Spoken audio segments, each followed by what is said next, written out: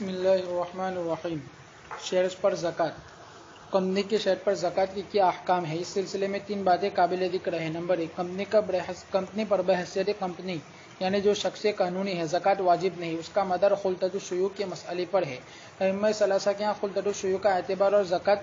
مجموعہ پر واجب ہوتی ہے، اور امام شافعی رحمۃ اللہ علیہ کے ہاں یہ بھی تصریح ہے کہ خلطۃ الشیوع کا اعتبار صرف سوائم ہی میں نہیں، اموال تجارت میں بھی ہوتا ہے، اس لیے ان کے ہاں کمپنی پر زکوٰۃ واجب ہوگی۔ اگرچہ کمپنی ایسا شخص نہیں جو مکلف ہو، اور زکوٰۃ ایک عبادت ہے جو مکلف پر واجب ہوتی ہے، لیکن شافعیہ کا اصول یہ ہے کہ زکوٰۃ انسان پر نہیں بلکہ اموال پر واجب ہوتی ہے۔ یہی وجہ ہے کہ ان کے ہاں نابالغ کے مال میں بھی زکوٰۃ واجب ہوتی ہے، حالانکہ وہ مکلف نہیں، لہٰذا ان کے ہاں کمپنی پر زکوٰۃ واجب ہے، مگر شیئر ہولڈرز پر زکوٰۃ واجب نہیں، اس لیے کہ حدیث میں یہ اصول مذکور ہے، تنی فی الاسلام، یعنی ایک مال پر دوہری زکوٰۃ نہیں ہوتی۔ حنفیہ کے یہاں خلطۃ الشیوع کا اعتبار نہیں، اور ان کے ہاں زکوٰۃ انسان پر واجب ہوتی ہے، اس لیے حنفیہ کے ہاں کمپنی پر بحیثیت شخص قانونی زکوٰۃ نہیں، شیئر ہولڈرز پر زکوٰۃ واجب ہوگی۔ جب یہ شیئر کمپنیاں شروع ہوئی تو مسلمانوں نے جب ان کو خریدنا شروع کیا تو یہ مسئلہ آیا کہ اب زکوٰۃ کی وجود کی کیا شکل ہے۔ احناف کے یہاں تو اس مسئلے میں کوئی گڑبڑ تھی ہی نہیں، اس لیے کہ ہمارے یہاں تو ہر مال میں جو آدمی حاصل کرتا ہے دوسرا والی چیز دوسرے کے اعتبار سے ہوتی ہے، زکوٰۃ والی چیز زکوٰۃ کے اعتبار سے ہوتی ہے۔ کھیتی باڑی میں تو دوسرا چلا، اور دوسرے کاروبار کے اندر اسلام کے اندر زکوٰۃ آئی۔ اب یہ زکوٰۃ سال کے ختم ہونے پر آتی ہے، اور سال کے پورے سال کے اندر حولانِ حول میں شریعت مطہرہ نے جو گنجائشیں دی ہے، اس کی روشنی میں سال ختم ہوتا ہے مسلمان کا زکوٰۃ کا ہر ایک کا جو حساب ہو، تو اس سال کے ختم ہونے کے اوپر وہ اپنی زکوٰۃ دیتا ہے۔ تو اب جب مسئلے نئے نکلے شہر کے تو اس کو پوچھا گیا، لیکن صحیح بات ہے کہ جس طرح آپ نے پیسے کاروبار میں روکے ہیں اور وہاں سالانہ جو نفع ملتا ہے وہ آپ کے دوسرے روپیوں کے ساتھ مل جاتا ہے، اور اس طریقے سے مجموعے کے اوپر زکوٰۃ آتی ہے، اس طریقے سے شیئرز میں بھی یہی ہوگا کہ آپ کا دوسرا روپیہ پیسہ جو ہے اس کے ساتھ شیئرز بھی سالانہ سال ختم ہونے پر شیئرز کی مارکیٹ میں جو قیمت ہوگی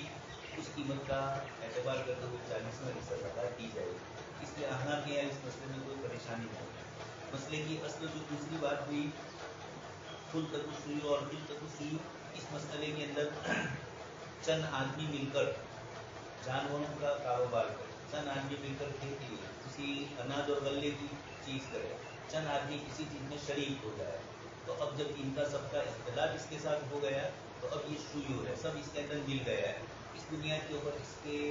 یعنی فقہا کے یہاں اس کی بہت ساری قسمیں ہیں۔ نیٹ کے اوپر آپ ان کا لفظ لکھیں گے تو اموال احوال وغیرہ بہت ساری، اور ہمارے یہاں کھانے میں ہے بھی موسوعہ کویت والا، تو اردو بھی ترجمہ ہو رہا ہے، اس کے اندر بھی اس کی اطلاعات کی جتنی شکلیں کاروبار میں ہو سکتی ہے عصر حاضر میں بھی اور ماضی میں بھی جو تھی، ان سب کو انہوں نے جمع کر دیا ہے، اور اس اعتبار سے اس مسئلے کو ذکر کیا۔ احناف کا چونکہ اس مسئلے سے زیادہ تعلق نہیں ہے، مقصد خلقت ہے اور اس کے دوسری جزیات آئے زکوٰۃ کے علاوہ، اس میں تو احناف بولیں گے، گفتگو یہاں زکوٰۃ کے سلسلے کی ہے کہ ہمارے یہاں اس سلسلے میں اتنی گفتگو ضروری نہیں، اس لیے کہ اب یہ مسئلے تو آپ مشکات میں اور دورے کے اندر پڑھ چکے ہیں۔ ہمارے یہاں انسان کے اوپر زکوٰۃ آتی ہے، مال پر نہیں آتی ہے۔ اس کی مولانا نے جو مثال دی تھی، چھوٹے بچے کے پاس مال ہے تو ان کے یہاں زکوٰۃ آئے گی، شوہر وغیرہ نکالتے ہیں۔ کتاب و سنت کے دلائل دونوں اس سے استدلال کرتے ہیں، اس لیے ابھی یہ گفتگو نہیں ہوتی کہ ہم حق پر ہے، ہم صحیح ہے یا وہ، لیکن چونکہ ان کے یہاں آیات اور روایات سے انہوں نے استدلال کر کے یہ سمجھا کہ زکوٰۃ مال پر آتی ہے، اور ہم یہ کہہ رہے ہیں کہ نہیں، زکوٰۃ صاحب نصاب پر آتی ہے، اس لیے کہ مکلف آدمی کے ساتھ مسائل کا تعلق ہوتا ہے، اور ان چیزوں میں وہ مکلف نہیں ہے، چھوٹا بچہ، اس لیے اس پر زکوٰۃ نہیں آئے گی۔ یہ ایک مسئلہ ہے۔ دوسری ایک گفتگو انہوں نے کی تو خلطۃ الشیوع کا اعتبار صرف جانوروں میں ہی نہیں ہوتا، اموال تجارت میں بھی ہوتا ہے۔ اس کی وجہ یہی کہ پہلے زمانے میں خلطہ جو ہوتا تھا وہ عموماً جانوروں میں ہوتا تھا، اسی لیے آپ قربانی کے مسائل میں سنیں گے کہ ایک آدمی نے دوسرے کو جانور چرانے کے لیے دیا ہے، تو اب زکوٰۃ یعنی اتنے جانور میرے اور اتنے تیرے، اتنے بچے ہوئے ہیں تو اتنے میرے اور اتنے تمہارے، اور اب پھر یا چرانے کے لیے کسی کو دیا ہے، جانور آپ کی ملکیت ہے اور دیا ہے کسی کو، تو اب قربانی کس پر آئے، یا قربانی آئے تو کس طریقے سے آئے، اس طرح کی جزیات بھی جو آئے، یہ دلیل ہے اس بات کی کہ پچھلے دور میں شروع میں عموماً سوائم یعنی جانوروں کی ہوتی تھی، لیکن عصر حاضر میں جب سے شیئر مارکیٹ نکلی تو دنیا بھر کے ہر کاروبار کے اندر جو جائز ہو، انہوں نے تو ہر جائز ناجائز کا کوئی لحاظ نہیں کیا، ہر ایک میں شرکت کی، لیکن اسلامی نقطۂ نظر سے مسلمان کو جب کرنا ہے شیئر تو وہ شیئرز کے اندر بھی یہی ہو رہا ہے، چند آدمی مل کر ایک چیز کے اندر شریک ہو رہے ہیں، कंपनी अकेले उनकी बाकी नहीं है, आपकी कंपनी में शरीक, लेकिन आप छोटे शरीक है, इसलिए AGM में आपकी बात नहीं सुनी जाएगी। सरकार खाने में कुछ क्या हुआ जो मौलाना ने फरमाया।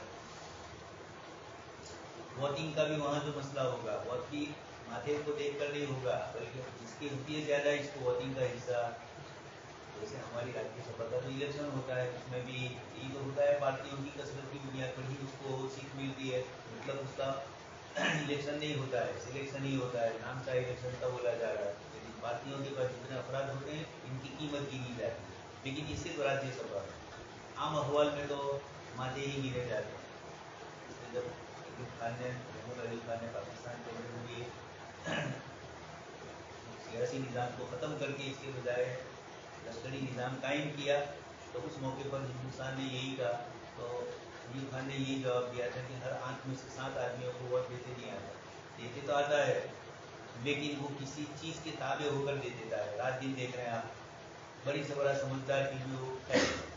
ये तो जब कभी सरमायादारी पर गुफ्तगू होती है, सेक्युलर निज़ाम पर गुफ्तगू होती तब की बात है कि उसके क्या क्या नुकसान है। मौलाना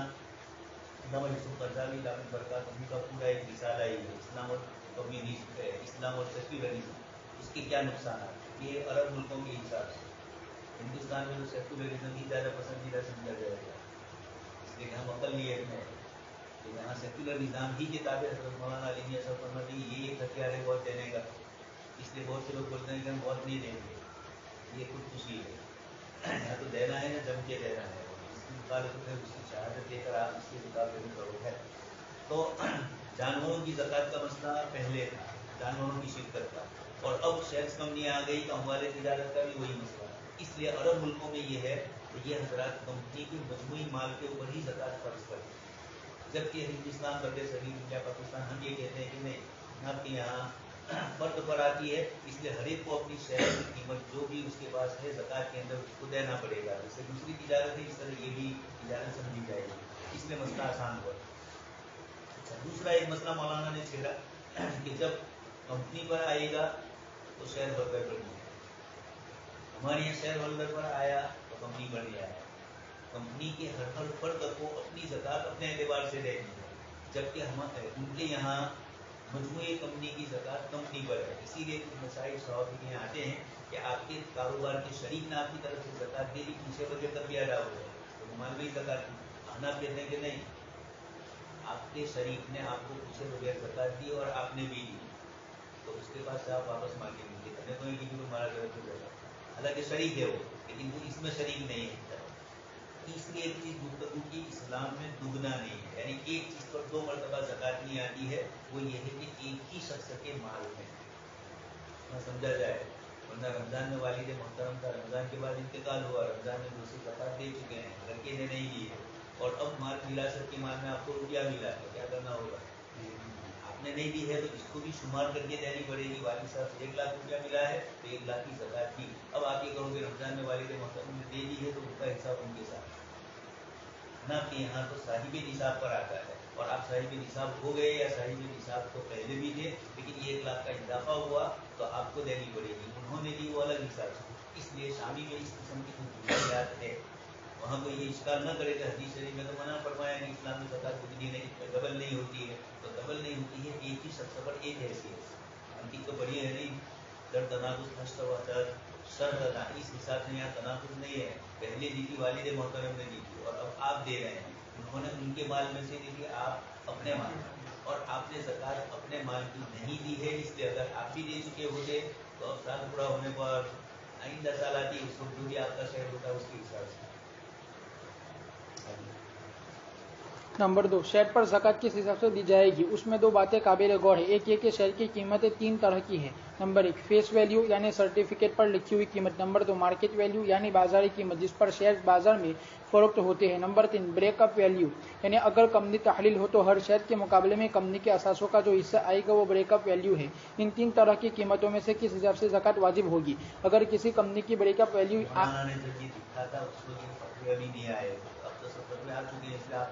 मतलब लेकिन जिसको लिखा था उसको ये पूरी वजाहत की, जिन मुफ्तियों ने फतवे दिए हैं उन्होंने इजमाल से काम लिया है, यानी उन्होंने सिर्फ फतवा दिया है, मौलाना ने तहलील की है, उसकी तज्जिया किया।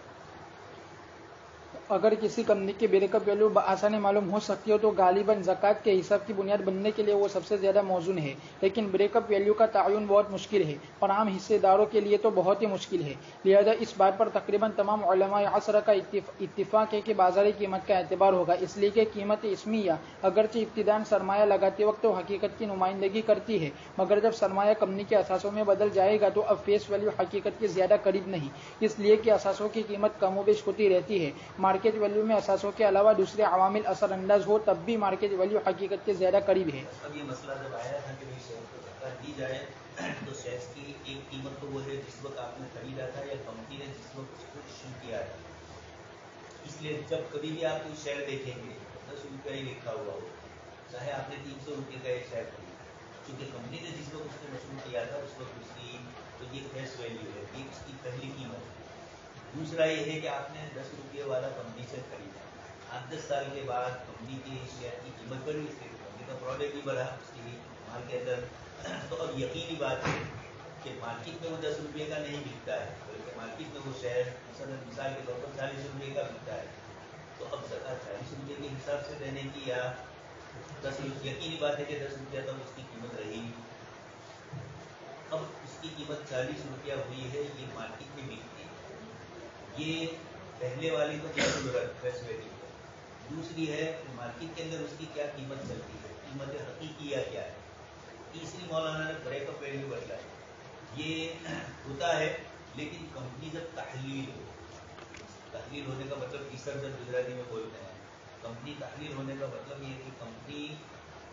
हुकूमत से दरख्वास्त करे, उनको करनी पड़ती है। एक भी नहीं कि आधी कंपनी के हम तहलील कर देते हैं, विसर्जन कर देते हैं।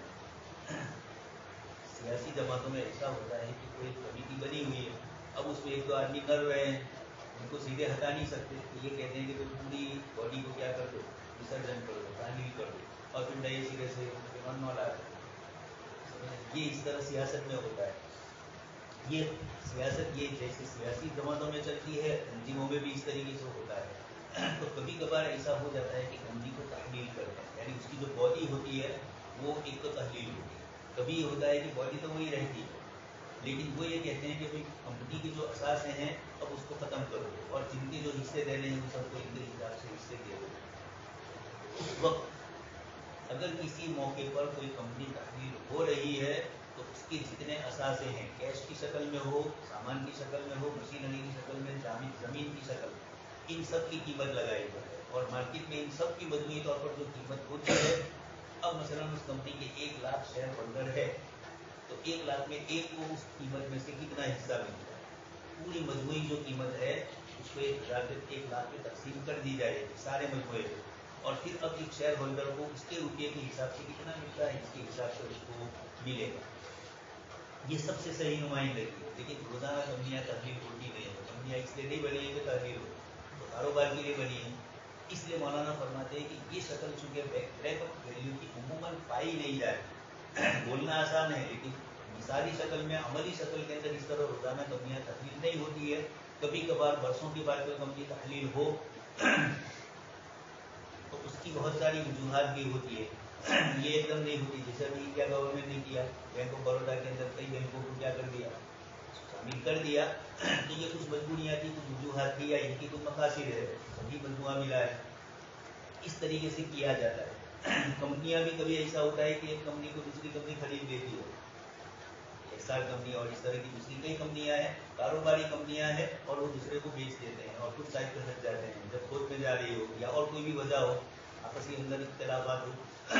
तो ये तहलील होने का जो मामला होता है ये शाज़ो नादिर होता है, इसलिए है सबसे बेहतर हो, इसलिए कि शेयर्स की जो कीमत मार्केट में चलती है, ये जरूरी नहीं कि कंपनी कारोबार में इतनी ज़्यादा नफा कमाती है या कंपनी जितना नफा कमाती है इतना ही रुपया सबको दे, ये भी जरूरी नहीं। मौलाना ने एक अंदाज़ा भी बतलाया कि कंपनी क्या करती है, लोगों के पास से शेयर्स लेती है और उनको जितनी उसके खर्चे हैं उन सारे खर्चों को गिना जाता है। मुस्तकबिल में खतरात हो सकते हैं, उस खर्चे को भी अकस्माती खर्च गुजराती में बोलते हैं। ये मौलवी लोग तो बेचारे नहीं समझ पाएंगे, तनख्वाह ही 20-22 दिनों के बाद ऐसी होती है कि अकस्माती का सवाल ही नहीं है। लेकिन जो लोग कारोबार करते हैं वो ये करते हैं कि कारोबार की एक रकम कैश की शक्ल में रख रही है, अचानक कोई हादसा पैदा हो या चाहे कैश की शक्ल में न रखे, कारोबार की शक्ल में, लेकिन ऐसी कारोबारी शक्ल में रखते हैं जो सयाल मात्रा में जल्दी से वो रुपये में ट्रांसफर हो जाए, जमीन है, दुकान है या सोने चांदी है, इस तरह की रखते हैं। ये क्यों रखना पड़ता है? अचानक हादसा पेश आ गया, अपने मजदूरों की, अपने मुलाजिमीन की तनख्वाह देनी होती है तो किस तरह दी जाए? इस तरह एक आदमी अपनी तनख्वाह होती है तो उसका थोड़ा थोड़ा रुपया बचाने की कोशिश करता है औलाद की शादी के लिए,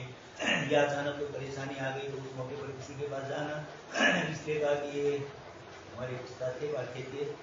जब तनख्वाह का दिन होता था, मतलब की बात कर रहा हूँ, तो उनको सबको बुलाया जाता था। तो मदरसे का मुलाजिम आता था और वो कहता था कि तनख्वाह के लिए बुलाया, तो वो कहते थे कि ये तनख्वाह की तौहीन है, ये तो दिन की है हमारी, तो इसके लिए तनख्वाह का लफ्ज़, मैंने कहा यानी पूरा तन, पूरा जिस्म पूरा नहीं होता है, वो इनका इशारा उस तरफ था। तो मार्केट की ब्रेकअप वैल्यू ये सबसे सही किसी चीज़ की नुमाइंदगी करती है। बाजार की जो कीमतें होती हैं वो तो आज कीमत हुई न कल कम हो गई, हालांकि वहाँ कंपनी में कोई नुकसान नहीं हुआ, फिर भी कीमत कम हो जाए, कंपनी में कोई नफा नहीं हुआ लेकिन कीमतें कंपनी की क्या हो जाए, तो ये भी हर वक्त नहीं होता है, ये कम और ज़्यादा होना। आम मतन कंपनी का प्रोडक्ट जितना होता है मार्केट में उसकी वैल्यू इतनी बढ़ती है, लेकिन अकेले प्रोडक्ट के ऊपर और माल के तैयार होने के ऊपर कंपनी के नफा ही पर कंपनी की कीमत बढ़ती रहे, आम मतन तो होता है। लेकिन कभी कभार खारजी हालात, आपको मैं कह चुका हूँ 2004 में ये उम्मीद थी अडवाणी वगैरह को कि भाजपा गवर्नमेंट में आएगी, इंडिया शाइनिंग के उन्वान नारे लगाए, उसको भी समझना इंडिया शाइनिंग इसलिए अभी जो योगी कर रहा है, एक से ज़्यादा के बच्चे पैदा करने पर परेशानी जो आ रही है, तो चाइना का हाल देखो कि उसने एक बच्चे की बात की तो उसके बाद चाइना में 2 से रहे हैं, छोटे बच्चे रहे, जवानों की तादाद, इसलिए कि एक ही लड़का है मर गया, गांधी देख रहे हैं कि एक में एक क्यों, तो एक के ऊपर ये पूरा खानदान, ये 2 सालों से क्या करेंगे पूरी जिंदगी, तो ये इस तरीके मसाइल आते हैं। खैर ये भी चूँकि इस्लामी मईशत के एतबार ही से ये चीज़ है, इसलिए मैं इसको जिक्र करता हूँ, चाहे किताब में ना हो। हमारे एक दोस्त थे एडवोकेट कमालुद्दीन साहब भरूच के, हिंदू लॉ पर PhD किया था, बड़े अच्छे आदमी थे, वो पहले लेक्चरर हुए और फिर उसके बाद उन्होंने उसको छोड़कर वकालत शुरू की, BRM में तो थी हो, तो इन्होंने मुझे कहा कि कॉलेज में जब मैं कोई बात कहता, मेरे जैसे वो थोड़े ज़्यादा बोलने के आदमी, तो ये कह रहे थे कि जब भी मैं कहूँ तो लड़के पूछते थे कि ये सवाल आएगा ही क्या हमारे तो इतना ही लेवा देगा, बाकी ये लंबे लेक्चर से हमें कोई ज़रूरत, लेकिन मदारिस इस्लामिया ये नहीं होते, यहाँ मछली भी खिलाई जाती है ना, दड़े भी बतलाई जाते हैं कि कहाँ से मछली मिलती है, कि भी मछली नहीं खिलाते थे कि बताओ नहीं। इमाम मुज़नी के मुताबिक है कि वो बहुत अच्छी अच्छी बातें बतलाते थे। इमाम तहावी को हुआ कि ला कहाँ से है, तो देखा तो कहाँ से मिली, इमाम मोहम्मद की किताबें ज़माने में जैसा डेक्स होगा, जैसा पातला होगा, तो इमाम तहावी ने कहा कि जब ये बीच में वाया करके मुज़नी के जाना तो सीधे कहाँ चले जाए, नहीं चले जाए तो फिर वहीं गए खैबरदाबाद।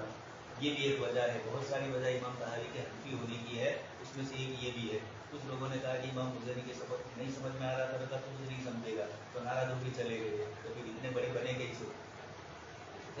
हर एक अपनी अपनी वजह जिक्र करता है।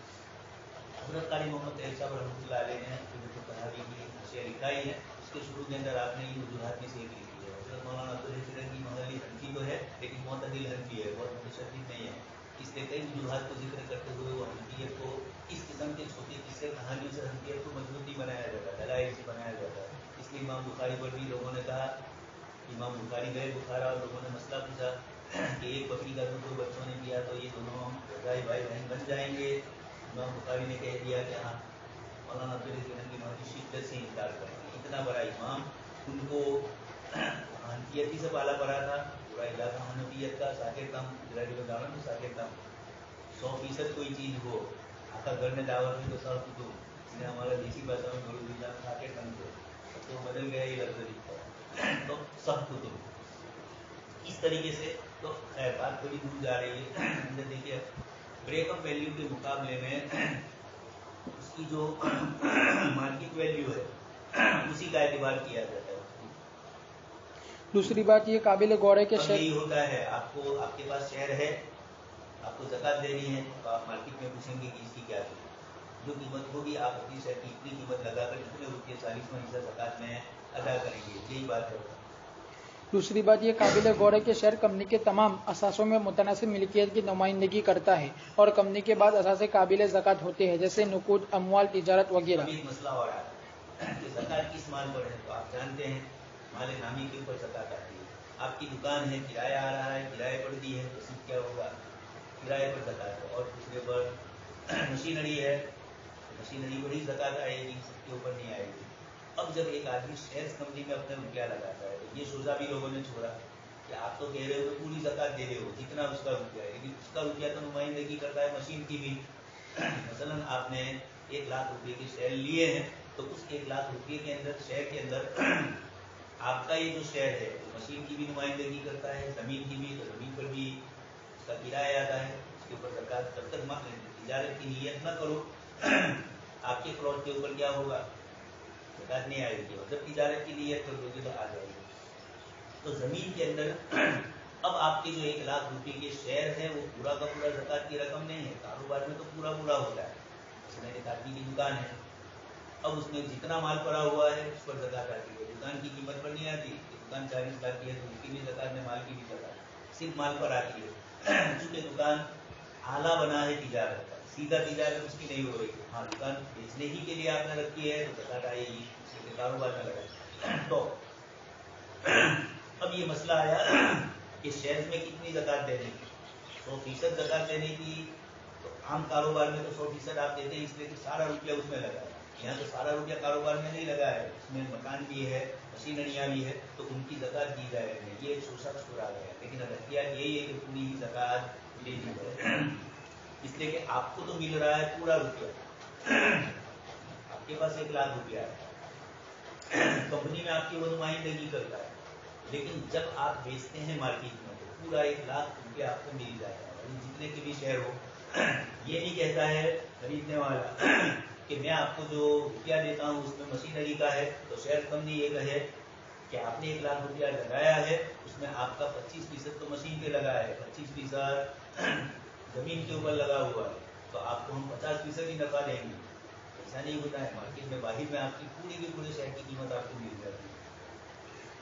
اور بعض قابل زکات نہیں ہوتی جیسے بلڈنگ، مشینری وغیرہ، شیئر کی زکات ادا کرتے ہوئے قابل زکات یا ناقابل زکات میں تفریق کی جائے گی یا نہیں؟ یہ مسئلہ چھیڑا گیا ہے، لیکن علماء نے یہی فرمایا کہ نہیں، آپ کو تو کیش میں ہی رقم ملتی ہے، اس لیے آپ کو مشین وغیرہ سے روکا نہیں۔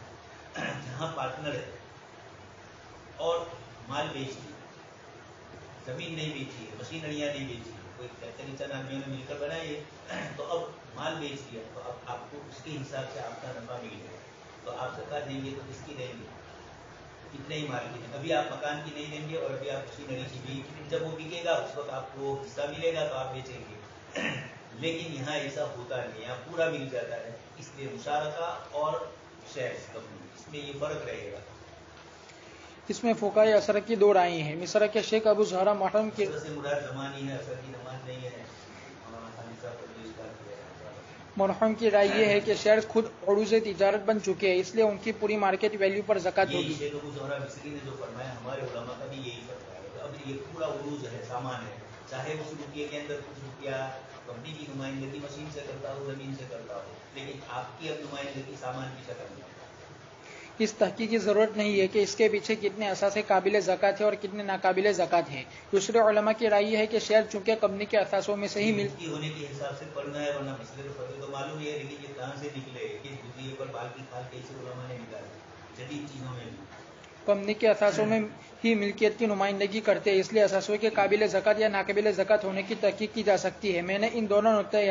نقطۂ نظر میں اس طرح تطبیق دی ہے کہ اگر کسی نے کمپنی کے منافع میں شرکت کے لیے شیئر لیا ہے تو اس کو عروض تجارت میں شمار کرنا مشکل ہے۔ اس میں گنجائش ہے کہ اگر کسی کے لیے قابل زکات اور ناقابل زکات اثاثوں کی تحقیق ممکن ہو تو وہ تحقیق کر کے صرف قابل زکات اثاثوں کی حد تک زکات دے، اور جو شخص جس کو پتہ چل جائے کہ میرے روپیے میں سے اتنا روپیہ مشین کی نمائندگی کر رہا ہے تو اتنا نکالے، اور کون ہو کسی کے لیے ممکن نہیں ہے۔ مولانا نے پھر 2 قسمیں بھی کی، قابل اموال زکات یعنی آپ کا روپیہ کا وہ حصہ جو تجارت میں لگا ہے اس کی تو زکات دینی تھی، اور وہ روپیہ جو مشینریوں پر لگا ہے، زمین پر لگا ہے، اس کی نہیں، لیکن یہ مشکل ہے تحقیق کرنا، اس इसलिए एहतियात का तकाजा फरीज़ ज़कात जैसा अहम चीज़ है, इसलिए यही है कि पूरे शहर पर ज़कात मिल जाए। और जो शख्स ये तहकीक न कर सकता हो नहीं कर एहतियात सकते हैं, मौलाना ने इसे छोड़ दिया है। जो लोग ये कहते थे कि नहीं पूरी ज़कात नहीं देनी है, तो कहा कि आप तहकीक करो, तहकीक से आपको पता चल जाता हो तो नहीं चल सकता है, इसलिए एहतियात वही है। वो एहतियातन पूरी बाजार की कीमत की ज़कात दे दे। अब आपसे जब कोई मसला पूछता है तो ये हिंदी की चिंती नहीं करते कि उसको शोषा छोड़ के नौ वगैरह में उन्होंने परेशान किया और न देना हो तो न दे। एक साल 2 साल पहले आए, उन्होंने कोई मकान किसी से खरीदना है, तो मकान के लिए मेरे पास पूरे पैसे नहीं थे। सामने वाला बेच रहा था, उनको सस्ता लग रहा होगा या मुनासिब लग रहा होगा, तभी तो वो खरीद रहे थे। अब इत्तेफाक ये हुआ कि इनमें आपस में बात चली, इनके पास रुपये नहीं थे, इन्होंने जो यानी थोड़े थे और थोड़े नहीं थे, इनके शेयर्स थे, उसको उसकी कीमत इतनी ज़्यादा नहीं थी, मार्केट अप डाउन होता ही रहता है, लेकिन वो मकान की लालच थी तो इन्होंने शेयर बेच दिया। इत्तेफाक ये हुआ कि इनके दरमियान आपस में कोई झगड़ा हुआ और थोड़ा टेंशन हुआ। अब वो आए मसला पूछने के लिए कि मैंने, इनका आपसी मामला था, इनको जो परेशानी आई वो ये कि मैंने शेयर बेचे थे जबकि उसको कीमत इतनी अच्छी नहीं थी, लेकिन इन्होंने वादा किया कि मकान में बेचूंगा, इसलिए मैंने इस चीज़ से किया, तो अभी ऊपर का खर्चा कौन देगा? यानी मैंने जब शेयर बेचे तो उसमें मुझे जो नुकसान हुआ, ये नुकसान कौन दे मुझे? इसलिए उन्होंने मैंने कहा ये काम से बात किया, आपको तो उसने ये कहा था कि ये मकान मुझे बेचना है, अब आप चोरी करके लाओ, कोई हदिये में आपको पैसे दे, वो आपका मसला है कि आप कीमत उसको कहाँ से अदा करते हो। इसलिए ये इस किस्म के चक्कर शरीयत मोतबर नहीं समझती है। आपने शेयर बेचे तो आपको लालच होगी नहीं कि मकान से कुछ मिल रहा है, कोई भी बेवकूफ़ से वो करे ना। शेयर की कीमत मार्केट में जब कम है और आप बेच रहे हैं तो आप दूसरी जगह नफा की ज़्यादा उम्मीद से है। ये दुनिया में जितने भी करप्शन होते हैं, दुनिया में जितने भी घपले होते हैं, इसके पीछे गुजराती में यही तो कहा जा रहा है कि उतारा हो लोबिया हो उतारा भूखे है ना। आपको मालूम है कि ये आदमी मुझे कैसे रात दिन चलता है, अभी 2 दिन से आया है गुजरात में, इंग्लैंड मोकलवानी लालच दीदी ने पैसा खाया क्या थोड़ा, तो आप क्यों बेवकूफ़ बने? आप बीवी को देखो कि ये पहुँचाने वाला कहाँ पहुँचा रहा है, कौन है। मार्केट के अंदर जब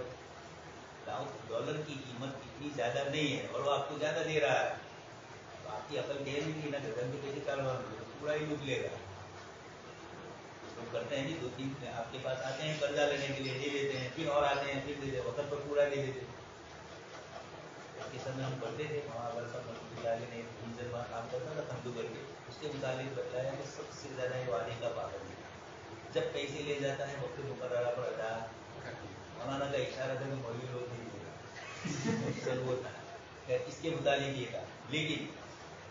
कुछ लोग ये करते हैं कि इस तरह एतमाद में ले लेते हैं और फिर उसके बाद अचानक आराम से लंबा कर्जा मांगते हैं, ये दुकान बंद दूसरी ये तो एहतियात पूरी बाजारी कीमत देना ही है। कभी कभार आप शक्ल न डाल दो मुस्तफ़ी को, इसलिए उनके सामने इसकी इतनी शक्ल है नहीं, इतनी इसमें आम जारी मुस्तफ़ी को ये नहीं, हाँ मौलवी अगर है मुस्तफ़ी तो उसके सामने वजाहत करनी है आप, ताकि वो बात। लेकिन आम आदमी है, उनको ये कहकर आप चक्कर में डाल देंगे। इसलिए उलमा ने हज़रत मुफ्ती किफ़ायतुल्लाह साहब ने जो तरीका इख्तियार किया, एक तो अखबार में वो चलता था, जमीयत अखबार में आपके फतावे आते थे, किफ़ायतुल मुफ्ती जो है उसमें दलीलें कम की है और आपने सिर्फ जवाब दिए। तो इतने बड़े दर्जे के आलिम थे कि इनका सिर्फ यस और नो कहना ही, उलमा कश्मीरी जैसे आदमी हदीस, लेकिन साहिर शरिया में वो हज़रत मुफ्ती किफ़ायतुल्लाह साहब का एतबार करते थे। तो वो एक किताब है और एक हज़रत थानवी की इमदादुल फतावा, वहाँ सीटें निकाली जाती है, तो मौलवियों और मुफ्तियों को के लिए है हज़रत थानवी की इमदादुल फतावा, वो आम जाहिलों के लिए। हाँ, इससे निकलने वाला नतीजा फतवे में कह सकते हैं, लेकिन पूरी बहस वहाँ जिक्र करो। एक आदमी ने सवाल पूछा ना, आपने इमदादुल फतावा को फिर किया पूरे हज़रत थानवी ने ये भी शक है इसका ये जवाब, तो फिर वो चक्कर में पड़ जाएगा। इसलिए उलमा को कहा गया, तासीर शरीयत में आता है कि आमी को आप ये भी नहीं कह सकते कि ये दोनों शक्लें हैं, इस पर भी अमल कर सकते, इस पर भी अमल, उन चीज़ों में जहाँ हुकूमत गालिब हो। हाँ, लेकिन एक तो ये है कि आमी आदमी है, उसको समझ में नहीं आता, इसलिए मुफ्ती साहब उसको तो यस और नो फाइनल जवाब देंगे। उसको कभी जवाब ना आता हो तो इस तरह की चीज़ें हो जाती हैं, या कभी आपको भी मुकम्मल असले हाजिर में कई चीज़ें ऐसी इनके मुताबिक एकदम हुक्म लगाना मुश्किल है। आप एक पहलू को देखते हैं तो उसकी दलीलें मिलती है, तो दूसरी उसके मुकाबले में भी दलीलें होती है, किताब सुन्नत में। ऐसे दलाइल में जहाँ तारुज़ पैदा हो रहा है, وہاں آپ کا ظن غالب جس چیز کی طرف ہے ہم ہی کو آپ وہ کریں اور اہل علم کے ساتھ گفتگو ہے تو آپ ان کے ساتھ دوسری بات کریں. اور اگر کسی نے شیئر تجارت کرنے کے لیے اور آگے بیچ کر نفع کمانے کے لیے خریدا ہے تو یہ عروض تجارت میں شمار ہوگا. اس لیے کہ مولانا نے ایک تو یہ شکل بتائی کہ ایک آدمی جو صرف شیئر خریدنے کے بعد اپنے پاس ہی رکھتا ہے بیچتا نہیں, تو اب یہ اس کے لیے زکوٰۃ کس طریقے سے دینی ہے, ان میں مشینری وغیرہ تو اس کے لیے تو یہ اندازہ لگایا ہے, لیکن یہ اندازہ مشکل ہے, اس سے پوری ہی دینی پڑے گی. لیکن اگر ایک آدمی جیسے عام متن لوگ کرتے ہیں خریدا بیچا تو ان کے لیے تو صاف ہے کہ وہ اس کو کیا سمجھ رہے ہیں, جن کو مشینری سے کوئی لینا دینا ہی نہیں ہے, ان کو تو یہ جو قیمت ہے اس قیمت کو ہی گھمانا ہے. اس لیے شیخ صدیق ذریعہ فرماتے ہیں کہ یہ روپیے سے گھوم رہا ہے, اس لیے تھوڑا کچھ ان کو اشتباہ ہوا, لیکن ہے ٹرائی. اس لیے کہ گویا اس نے کمپنی کے اثاثوں کا ایک متناسب حصہ آگے بیچنے کے لیے خرید لیا ہے, اس لیے تمام قیمت پر زکوٰۃ واجب ہوگی. ہی زکوٰۃ اس پر واجب, اس لیے کہ لیا آج یہ بتا رہا ہے کہ وہ کھیل کس سے رہا ہے, اپنے سرمایہ سے ہی اور اس کے نفع سے کھیل رہا ہے, اس کو مشینری وغیرہ سے لینا دینا ہی نہیں. نمبر 3 فقہی اصول یہ ہے کہ کسی پر دیون واجب ہو تو دیون منہا کر کے باقی اموال پر زکوٰۃ واجب ہوتی ہے, مگر یہ بات آج کل بہت قابل غور ہے کہ اکثر بڑے بڑے سرمایہ داروں نے بینکوں اور دیگر مالیاتی اداروں سے اتنے قرض لیے رکھے ہوتے ہیں کہ ان کے قرض ان کے قابل زکوٰۃ سرمایہ سے عموماً بڑھ جاتے ہیں. عموماً صورتحال یہ ہوتی ہے کہ اگر ان کے قرض منہا کیے جائے تو نہ صرف یہ کہ ان پر زکوٰۃ واجب نہیں ہوگی بلکہ بعض صورتوں میں وہ خود مستحق زکوٰۃ قرار پائیں گے. مسئلہ آیا ہے, میں ہنسنے کا نہیں ہے, جو مدرسوں میں زکوٰۃ آتی ہے وہ زکوٰۃ دینے والے بڑے بڑے سرمایہ دار بھی مخروض ہی ہوتے ہیں,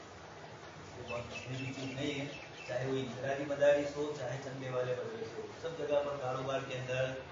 یہ سرکار سے لون لیتے ہی ہیں.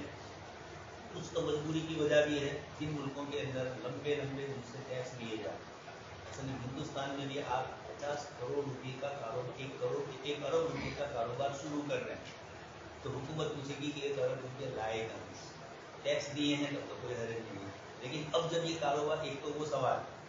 اور اب 1 کروڑ روپیہ جب آپ کے پاس آیا ہے تو اس 1 کروڑ روپے پر ٹیکس آپ سے 50 لاکھ وصول کرے گی.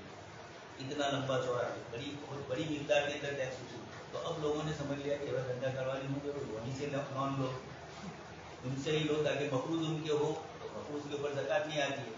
ایک تو حکومت کا ٹیکس نہیں آتا ہے, یہ چھتر باریاں تو ان کے لیے, لیکن ایک مسلمان جب کاروبار کرتا ہے اب اس نے بھی کسی طریقے سے قرضہ لیا ہے, اب چاہے وہ قرضہ سود کے ساتھ لیا ہے کہ بغیر سود کے, مارکیٹ میں کوئی بغیر سود کے قرضہ دیتا نہیں ہے, اتنا یاد رکھا ہے. اب اگر کسی بڑے تاجر نے اس طریقے سے کیا ہے, اور عموماً یہی ہے انگلینڈ میں, امریکہ میں, تو عرب ملکوں میں بھی سب کچھ اسی طرح کا, دبئی وہی بن گیا ہے جو یوروپ ہے. تو اب سب جگہ پر عمومی طور پر ایسا ہوتا ہے کہ کاروبار کرنے والے ایک تو ٹیکس سے بچنے کے لیے, اور دوسرا ہے کہ اپنا سرمایہ کیوں لگایا ہے. اڈانی نے امبانی کے اپنے روپیے تھوڑے ہیں, لوگوں ہی کے ہیں. آگے اس پر مولانا مزید تفصیل بھی کریں گے, اور اس سے پہلے بھی آ چکا ہے یہ مسئلہ. اب یہ مسئلہ آتا ہے کہ ایک مسلمان تاجر آپ سے پوچھتا ہے کہ مولانا میں نے اتنا روپیہ قرض لیا, لیکن قرض ہوتا ہے قسطوں پر. 1 کروڑ روپیہ اگر لیا ہے تو 10 سال میں اس کو ادا کرنا, آج ہی آج ادا نہیں کرنا. اب جب ایک مسلمان کا سال ختم ہوتا ہے وہ حساب کرتا ہے تو میں نے 1 کروڑ روپیہ لون لی, قرضہ ہو گیا, اب اس کو تجارت میں لگایا, سامنے والے کو 1 کروڑ مجھے دینا ہے جس بینک سے بھی لیا, لیکن دوسری طرف یہ جو 1 کروڑ جو میں نے لیا مجھے سال ختم ہونے پر ان کو 10 لاکھ ہی ادا کرنے. 10 سال کا پورا پروجیکٹ ہے تو 1 سال کا 10 لاکھ ہو گیا, 10 سال میں اس طریقے سے 1 کروڑ روپے پورا کرنا ہے. تو اب میرے اوپر زکوٰۃ کتنی آیا پورے 1 کروڑ کو حساب میں گنتے رہے تو زکوٰۃ آوا نہیں. اس کو کہا ایسے 2-4 جگہ سے اس نے لیا ہے, تو یقینی بات ہے کہ اس کے نتیجے میں یہ تو خود صاحب نصاب کے نیچے کی کیٹیگری میں آ گیا ہے, اس لیے اس کو زکوٰۃ لینی ہے. لیکن دوسری طرف جو لوگ اس طرح کے قرضے لیتے ہیں وہ تعیش کی زندگی گزارتے ہیں. انگلینڈ میں ہم نے دیکھا کہ وہاں مکانات کے لیے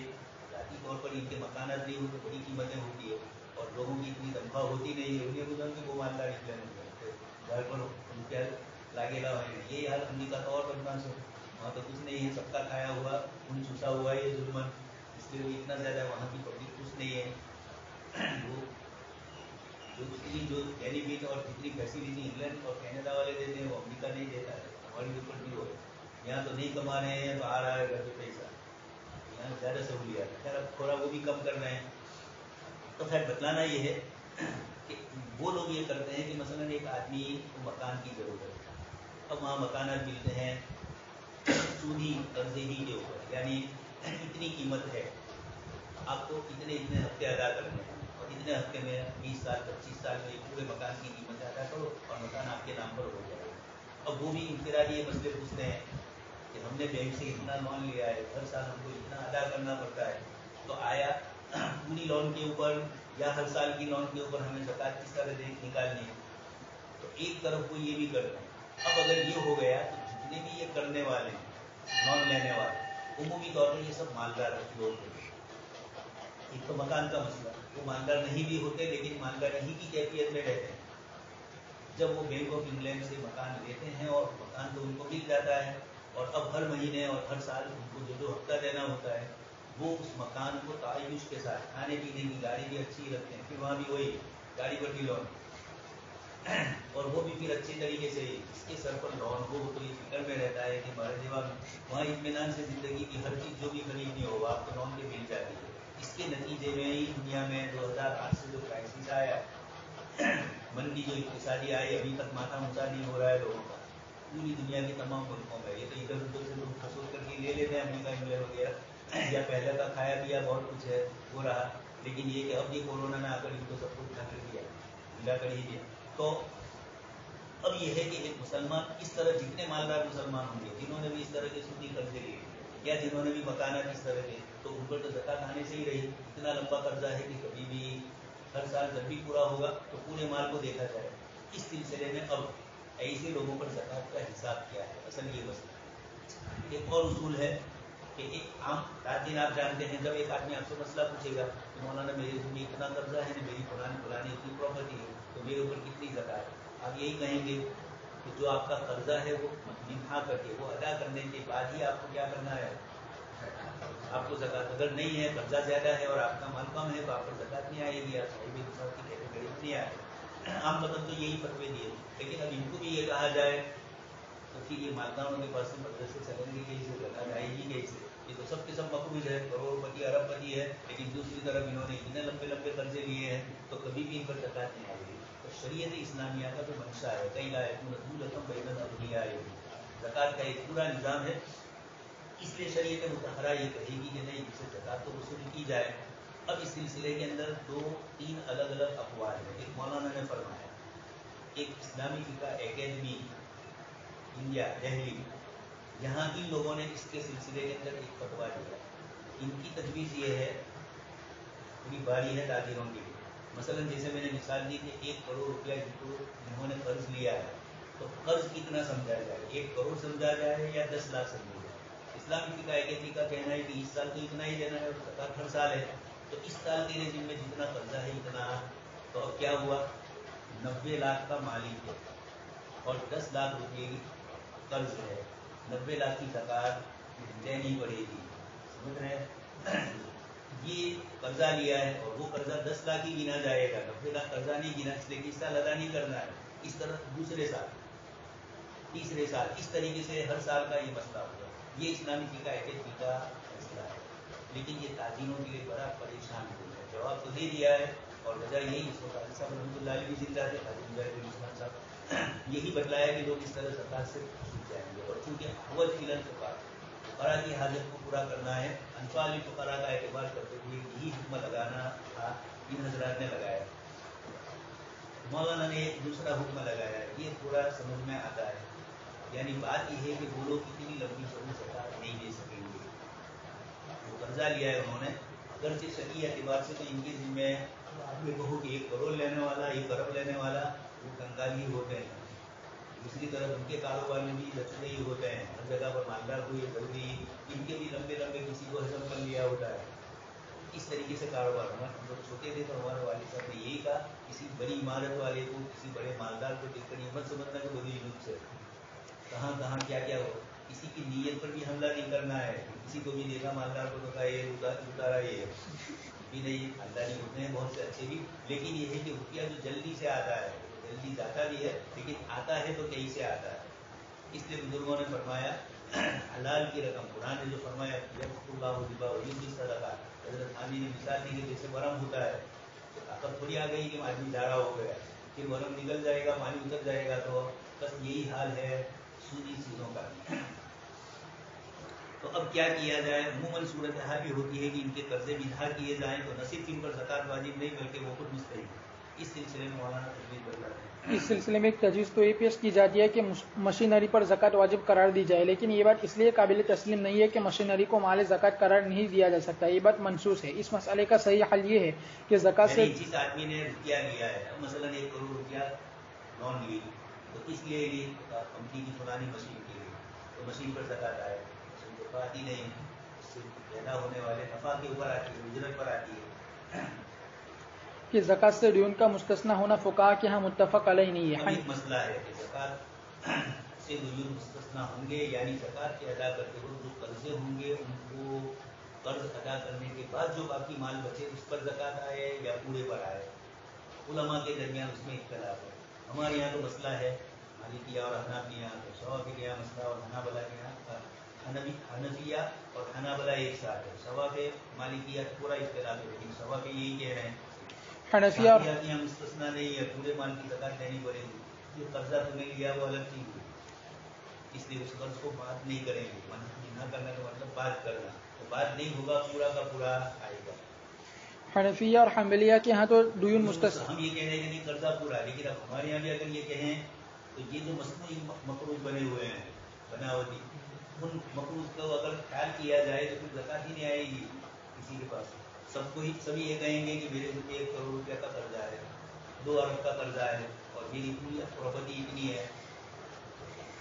हनफिया हम्बलिया के यहाँ तो ड्यून मुस्तस्ना होते हैं, शाफिया के यहाँ मुस्तस्ना नहीं होते, और मालिकिया के यहाँ नुकुद में तो मुस्तस्ना होते हैं, गैर नुकुद में नहीं होते। मैंने ये कहा कि भाई नुकुद में तो मुस्तस्ना, यानी आपके जिम्मे कर्जा है और वो नुकुद का कर्जा है, तो आपको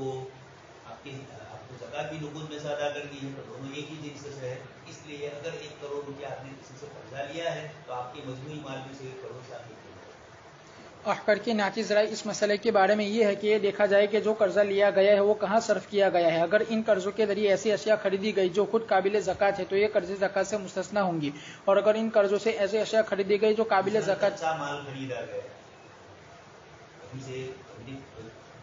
प्रोडक्ट करेगी तो कच्ची चीजें कपड़ा बना रही है तो धागा लाएगी, और इस तरह लेदर के बड़े बड़े ये बना रहे हैं तो चमड़ा लाएगी। इस तरह दुनिया भर में हजारों जो चीजें हैं। तो अब ये देखा जाएगा कि ये जिसने कर्जा लिया है उसने ये कर्जा क्यों लिया है। अगर उसने ऐसी चीजों के लिए लिया है जैसे फरमाया कि वो खुद काबिल ज़कात है तब तो मुस्तस्ना। मसलन उसने ये कर्जा लिया है कच्चा माल लेने के लिए तो ये मुस्तस्ना।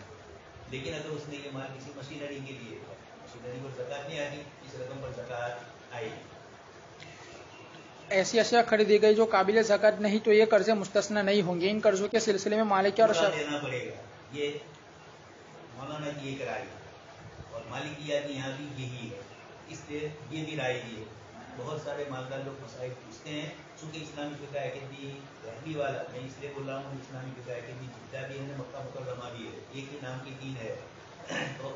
थोड़ा कुछ नाम अरबी में बदला हुआ है। इस तरह यहाँ पर भी 2 अकेडमी है फ़िक़्ह की, लेकिन एक का नाम मजमूउल फ़िक़्ह इस्लामी है जमीयत उलमा, और दूसरे का नाम इस्लामी फ़िक़्ह अकेडमी है। ये दोनों ईफ़ा मुख्तसरन उसको बोलते हैं, अंग्रेजी ना ईफ़ा कर दी, उसको उर्दू में ईफ़ा बोलते हैं। तो ये क्या किताबों के शुरू में नासिर के तौर पर ईफ़ा आता है, ईफ़ा पब्लिकेशन। इनके कर्जों के सिलसिले में मालिकिया और शाफिया के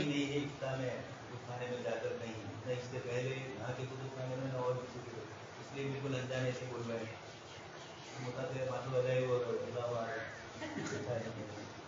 ये सुनने की तस्दीक कर रहे हैं या आपने पढ़ने की तस्दीक कर रहे हैं। इन कर्जों के सिलसिले में मालिकिया और शाफिया के कौल पर अमल किया जाए। वाले मसले पर अमल करना मुश्किल है। तो हमारे यहाँ के जो परस्ती साले अजीब भाई खुद भी अपनी ज़कात के सिलसिले में इस मसले में परेशान थे। मैंने कहा एक तो पहले तो यही बदला है इस्लाम की अकेडमी वाला, सब इनके ताल्लुकात थे। तो मैंने कहा आपके जो शेख है वो ये तो भारी पड़ गया। दूसरा अपना ये कहे कि हर साल के हिसाब से तो नहीं, इस तरीके से करे जैसे मौलाना ने बताया, ये थोड़ा मुख्तलिफ रास्ता। ये बोलना आसान है, ज़कात देने वाले जो हैं उनकी लेवल बढ़ जाती है। थोड़े साल पहले एक जगह पर इबादत की तो होलसेल भाव से ज़कात दी जाए या खरीद भाव से ज़कात दी जाए, ये भी एक मसला आता है। हाजिर ये पूछते हैं कि मौलाना हमने जो माल खरीदा वो होलसेल भाव से खरीदा, वो 10 रुपये की चीज़ है और अब मार्केट में हम बेच रहे हैं 15 रुपये, तो हर अब ज़कात देते वक्त 15 का हिसाब हो के 10 का हो, 10 का तो आसान है और 15 का थोड़ा मुश्किल है। तो कुछ इबारतें ऐसी हैं बिन वजहीन, एक ही फिका की इबारत है, मौलाना सलमान मंसूर पुरी साहब ने उससे दूसरा इस्तेदलाल किया है, मौलाना खालिद सैफुल्लाह साहब ने उसी इबारत से दूसरा इस्तेदलाल किया है, मौलाना की किताब में भी मौजूद है और सलमान साहब की फतवा में भी है। मैं इनमें से किसी की तरफ आपको अपने को गैर जानिबदार करार दिया, लेकिन यह है कि एक साहब का मेरे ऊपर इत्तेफाक ये हुआ कि मौलाना खालिद साहब वाली जो इबारत थी वो गुजराती पर्चे में मौलाना अबरार साहब है, उन्होंने लिखकर तर्जमा किया था, तो सीधा उसको पहुंचा दिया। एक साहब का खत आया आनंदपुर के इलाके से और ये कहा कि अब तक तो हमने यही सुना था कि पूरी कीमत के ऊपर आता है, होलसेल कीमत पर नहीं, बेचने वाली जो कीमत है, खरीद कीमत पर नहीं आता, बेचने की कीमत पर आता है, और वो इशारा दूसरा था। उन्होंने ये लिखा कि ये अगर है तो हम लोग ज़कात देने के लिए तैयार हैं, और अगर होलसेल वाली बेचने वाली कीमत के ऊपर है तो हमारे लिए परेशानी है। अब वो ये इस्तेमाल करें कि बेचने की तो कोई कीमत बताया नहीं, का ऐसा नहीं है, मार्केट में इनको सब मालूम होता है कितना नफा होता है, कितने तक बेचना है, तो उमूमी इसीलिए तो आप देखते हैं दुकानों पर जाए तो 5-10 रुपये का फ़र्क होता है, ज़्यादा का नहीं होता है। इस तरह बड़ी चीज़ है तो 200-300 का फ़र्क होता है, इसलिए कि सब ताजिरों को मालूम मिलता है कि कोई फंसा हुआ है, मैं जल्दी से निकालना चाहे मैं सस्ते में आपको दे दे, या उसकी नज़र कुछ और हो। जापानी तिजारत होती है, आपकी दुकान छोटी है तो ग्लास लगा दो, तो साइकोलॉजिकल तौर पर क्या लगेगा, आप जो की दुकान देखा है, आप वही छोटी दुकान है लेकिन 3-4 सिमटों से नजर आती है। तो इस तरीके से जापानी तिजारत का तरीका है कि आप कम नफ़ा के साथ 100 आदमियों को, आप 100 आदमियों को कम नफ़ा से देंगे तो 100 आदमी आपकी दुकान पर आए, और अगर आप ज़्यादा नफ़ा लेंगे तो 10-15 आदमी आएंगे, तो नतीजतन तो क्या होगा, नफ़ा दोनों को एक ही मिलेगा। उसने ज़्यादा ले लिया कि एक ज़्यादा कमाई होगी, और उसने ये सोचा कि नहीं धीरे धीरे लोगों को ठीक प्रोविज़न दिया जाए लेकिन धीमा धीमा नफ़ा लिया जाए, तो वो कामयाब होता है। होता है हमारे भांजे ने दुकान है की मनी एक्सचेंज की, तो पहले दिन आया तो मैंने उसको यही कहा, तिजारत का उसूल ये है कि आम बाजार वाले जितने देते हैं 10 पैसे इससे थोड़े कम लो और 10 पैसे ज़्यादा लो,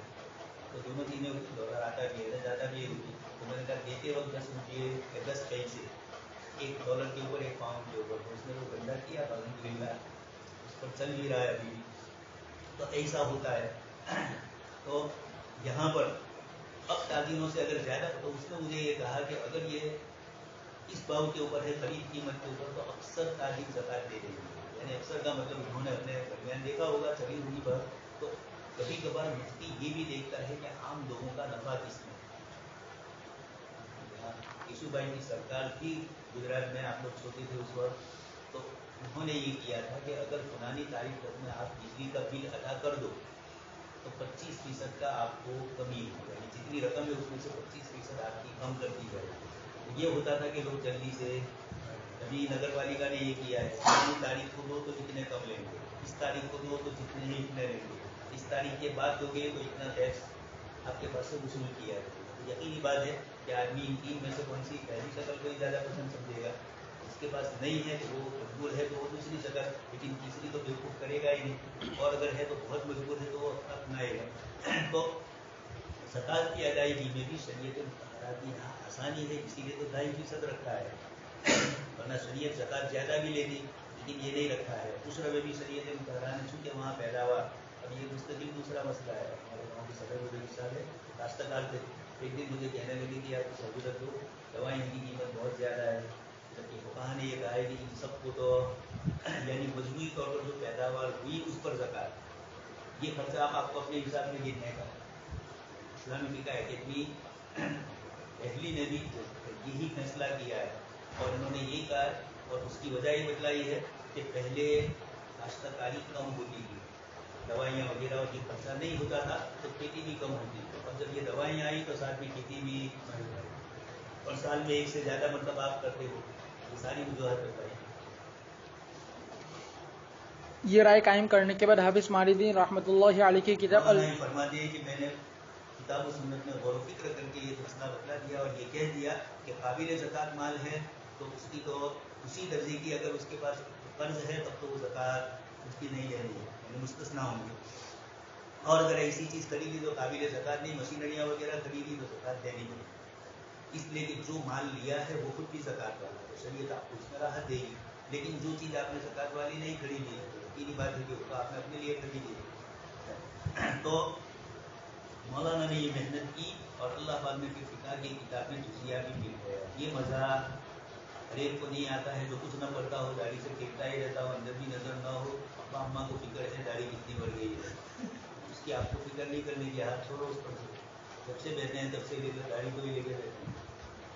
چھوٹے بچے ہو تو الگ بات ہے. تو جب محنت کرتے ہیں اس کے بعد جزیہ ملتا ہے تو اس کا جو مزہ ہوتا ہے وہ مزہ یہی ہوتا ہے. سب نے لکھا تھا محاورہ صاحب کا جمعرات کو انہوں نے جمعرات اور سنیچر میں تباہی کی نسبت مولانا فرما دو. یہ کن کے لیے ہے جو محنت کرتے ہیں ان کو جمعرات، اور دوسروں کے لیے تو روزانہ ہی جمعرات ہے، اس لیے ان کو کوئی مزہ نہیں آئے گا جمعرات کی شام کو، مزہ انہیں کو آتا ہے. اس طریقے سے یہ بھی تو مولانا کو کتنا مزہ آیا ہوگا. عبداللہ ابن مسعود کا ایک جملہ ہے، 1 مہینے کی مہلت مانگی تھی فتویٰ دینے میں، اور پھر ایک صحابی آئے واقعی ابن یسار، اور انہوں نے کہا کہ میری بہن کے مسئلے میں آپ صلی اللہ علیہ وسلم نے یہ حکم لگایا ہے. عبداللہ ابن مسعود کا جو فتویٰ تھا وہ بھی وہی تھا، لا وقص ولا شطط، اصول شاذلی، اور انہوں نے پھر حکم لگایا وہی حکم واقعی ابن یسار نے اپنی بہن کے متعلق، یعنی انہوں نے اجتہاد کیا تھا اور حضور کی نص سے ثابت ہو گیا. تو حضرت عبداللہ ابن مسعود کو جو خوشی ہوئی وہ خوشی ایک دوسری نوعیت کی ہے. تو آپ کوئی فتویٰ دو اور یہ ایسی بات، وہاں تو اللہ کے نبی وحی کا تعلق ہے، لیکن اب وحی تو بند ہو گئی ہے. تو اب کم سے کم کسی بڑے عالم کی نے بھی وہی بات لکھی ہو اور آپ کی بات ان سے ملتی آ جائے تو وہ خوشی آپ کو تب ہوگی، لیکن اس کے تلاش کرنے کے لیے کافی محنت کرنی پڑے گی. یہ عبادت سیدھی نہیں مل جاتی. جب محنت کرتے ہیں تو پھر اللہ پاک آسانی بھی کرتے ہیں، کتاب کھولی اور اسی صفحے پر فتویٰ مل جائے. لیکن ایسے اتفاقات ہوتے ہیں، روزانہ نہیں ہوتا، اس کے لیے محنتیں ہی کرنی پڑتی ہیں.